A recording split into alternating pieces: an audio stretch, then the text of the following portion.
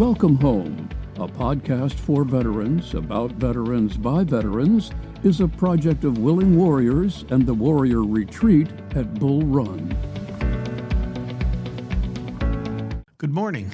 I'm Larry Ziliak, your host, Director of Culinary Services here at the Warrior Retreat at Bull Run. And today our guest is Amy Stoddard. She is a program director with Serving Together, which is an organization based out of Maryland, but works throughout the entire DMV here. And she is, when you look up Amy on the internet, it says she's amazing and is involved in so many programs in the Veteran Service Organization space. So we're very lucky to have her today to talk about a new program that's being developed, and I'm really excited about it. It's the Women Warriors Network, and she's here today to tell us all about what this is going to be and when their inaugural event is, and I just think it's a great idea. So Amy, welcome to the podcast. Thank you, Larry, so much for having me and providing an opportunity to share more about the Women Warriors Network and the vision behind it and the hope of what this program will provide to our women veterans and our transitioning female service members. This is a program that's part of Serving Together. Yeah, yep. This is one of our, as you know, Serving Together is a referring service. So we help connect service members, their families, and veterans to services here in the DMV. And so the Women Warrior Network is a brand new program that I'm so excited to say we're launching on May 9th. And it's really to focus solely on our women veterans and our transitioning female service members. The true, meaning behind it is to really create a community for female veterans and service women to come together, connect organically, create a network of community by providing resources to them, and a space that most importantly fosters inclusivity, safety, and empowerment. And so this particular program is this an online program, or is it they're going to be meeting in person, or a hybrid of that? Tell us a little bit about how you envision it's going to work. So we initially are going to start in person. Okay. And we're going to see how it goes. We're hoping to add a virtual component, but this is a pilot program. And it's, really an opportunity to see what the needs are for our women veterans and our transitioning service members. And so we're going to start in person. It's going to be at the American Red Cross in Fairfax. It's going to be from 4 to 8 p.m. May 9th, which again is our launch date. And really what we want it to be is, let's just say someone can't come till 6. That's fine. We really want it to be a place where people can come, gather the tools they need, but most importantly, connect with each other and be each other's resource, right? Now, I will say this. We are having some specific topics and things to get people to join us. So I want to make sure that for May 9th, we're actually having the Patriot Art Foundation join us, and they're going to be teaching a free art class with all supplies free of charge. Oh.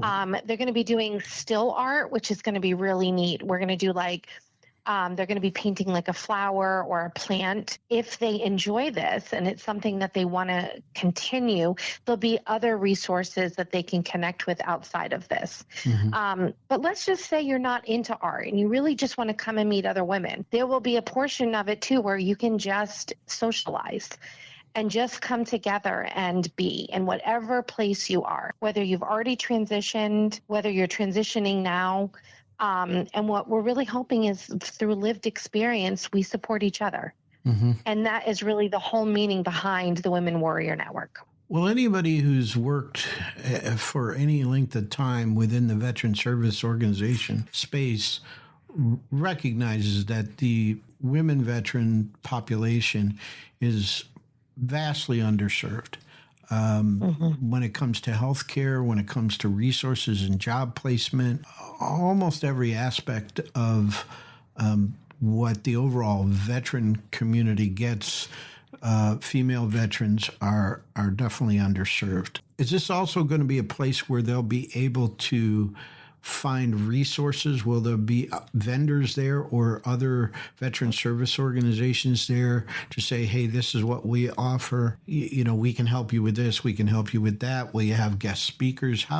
What would a veteran expect when they came? Yeah, that's a great question.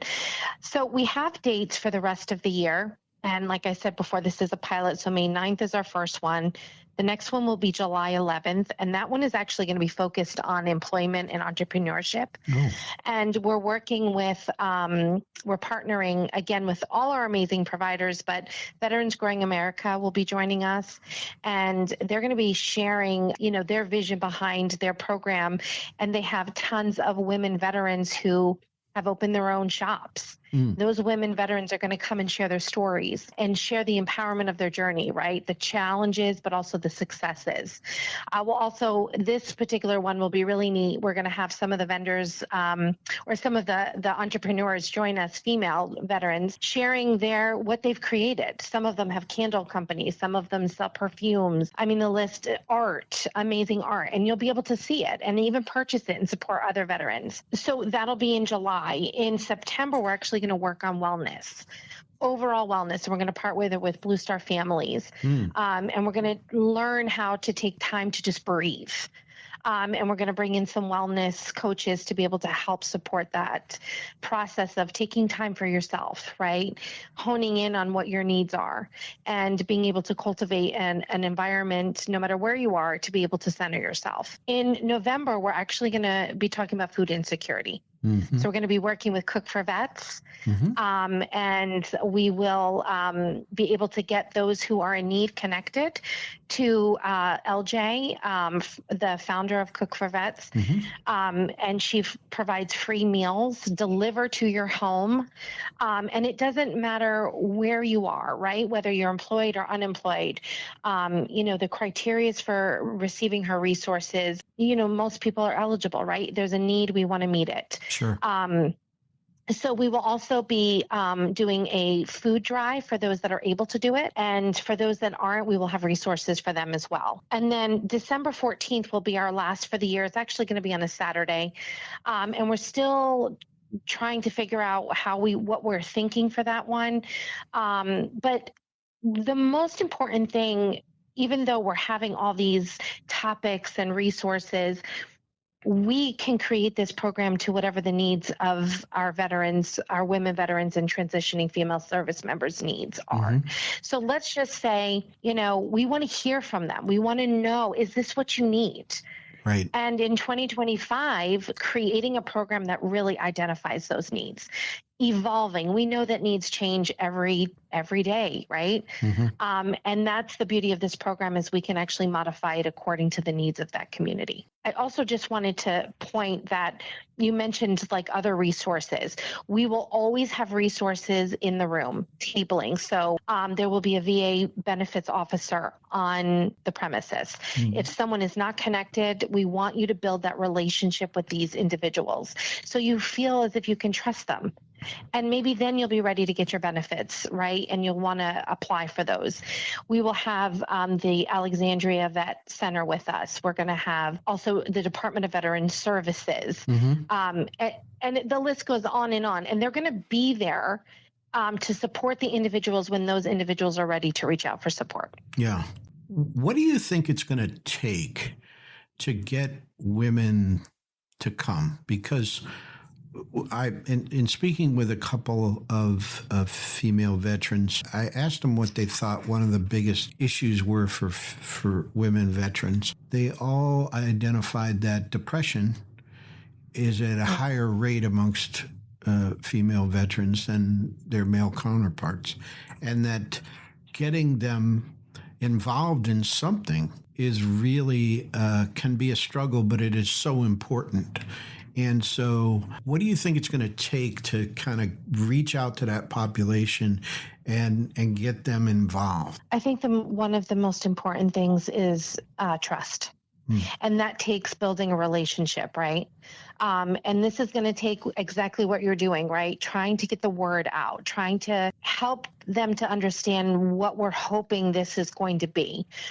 We're really, the structure of it is really going to be what they want. And we're hoping that by word of mouth, that one female veteran will say, oh my word, like this was such a great place for me just to connect and be.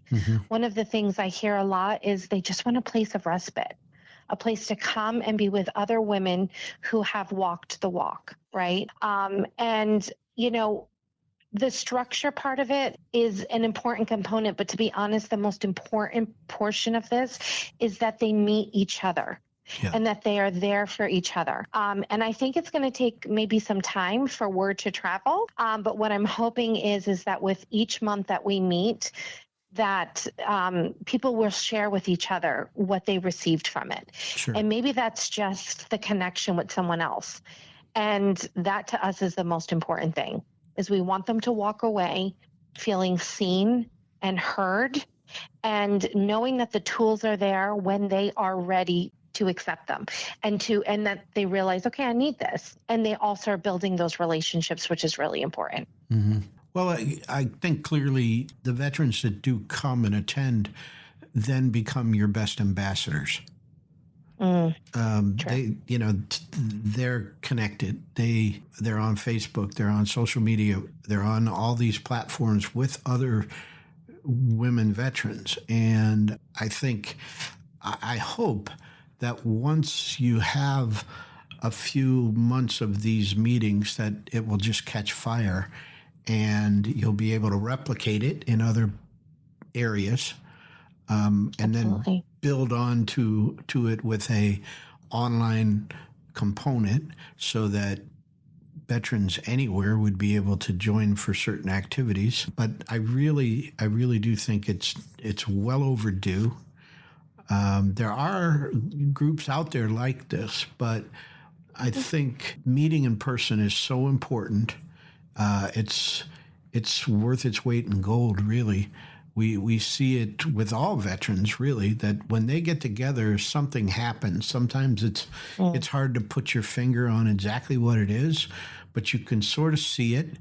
You can see it in the veterans. Things change a little, their demeanor, their language, their tone. This is not going to be any different for female warriors, for sure. Tell us again where this is going to be and when. So our launch date is May 9th. It is going to be at the American Red Cross. The address is 8550 Arlington Boulevard in Fairfax, Virginia. Really the hope is as well is that, everyone's journey is in a different space, right? For those that are transitioning, sometimes you're not sure what the expectation is. And those veterans that have already, transitioned and maybe 3 to 5 years into that veteran status, being able to help someone who is in that transition is important, right? Mm-hmm. And to be the best battle buddy, right? We always talk about our battle buddies in the Army, and mm-hmm. As a spouse, we also talk about our battle buddies, and always having that person that will be there for them. Well, we're hoping that the Women Warrior Network will be that. You're not sure where to go. You have a friend that needs something, come to the Women Warrior Network to get connected to our amazing providers that are providing unbelievable services to the DMV. And really would be amazing is if this became there was cohorts in different counties, right? And maybe little chapters start up. And we understand what the needs are, and we can start cultivating programs that meet them. The virtual component is one that I think, is definitely will be in the works, especially for those that maybe live further out and it's harder to get in, or maybe you have children and you're unable to be able to stop and come in. But we really wanted that physical presence because, like you said, magic happens when you come together. Yeah. And, we want to be able to meet the needs of all.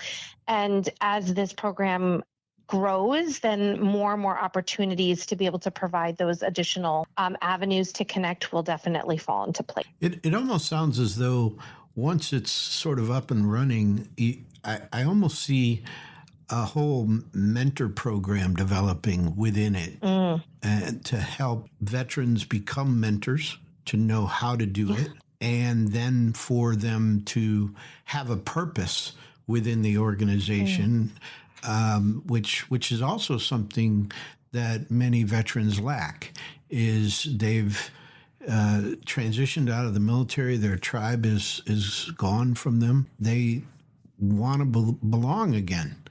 And this seems like an absolute perfect way for them to be part of a tribe again, but also to contribute and say, I got out 3 years ago. This is what my struggle with the VA was like.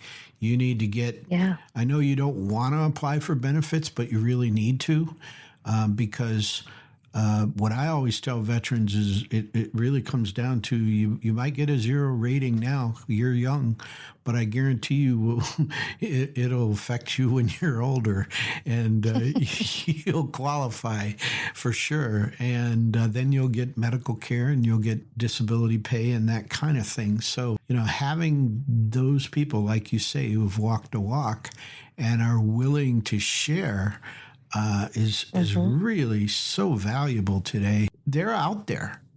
And most veterans want to help other veterans. They just don't know how. Giving them a platform from which they can help other veterans, I think, is going to be just as important as it is for the women veterans to come and just be part of it and find that resource and find that VA representative who can tell them how to apply for things, that the state Commonwealth of Virginia veterans representative who can say, hey, if we offer these things too, because there's so much out there, and trying to navigate it and trying to figure out what's the best approach is almost a full-time job. Definitely. And we do live in, we have a lot of resources here, but it also can be really hard to connect. And, there's a lot of opportunity for jobs here, and the work-life balance is heavy. And being able to come and just take a breath for a few minutes and connect with other women, that's really what we're hoping for this to be. The concept is really simple.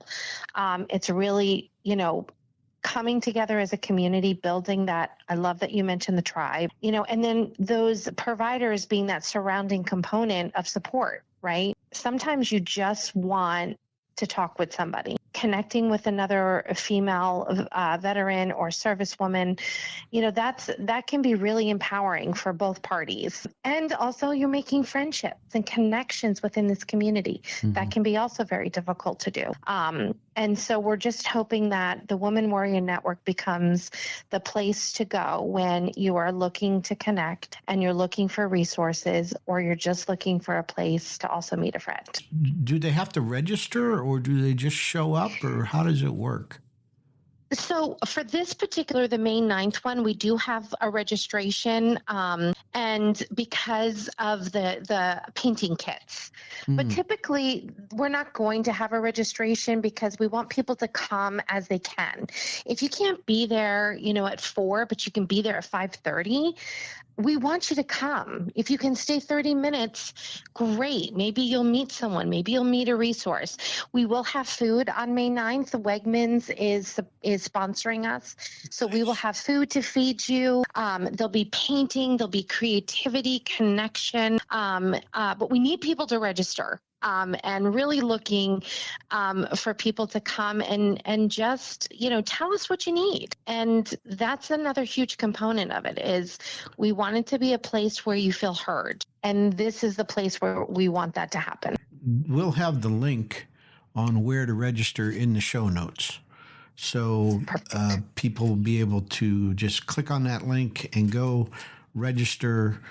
And I encourage all the female veterans out there who are listening to, especially in the Northern Virginia area, to consider going and checking it out. I guarantee you that Amy doesn't get involved in anything that isn't first class and top notch.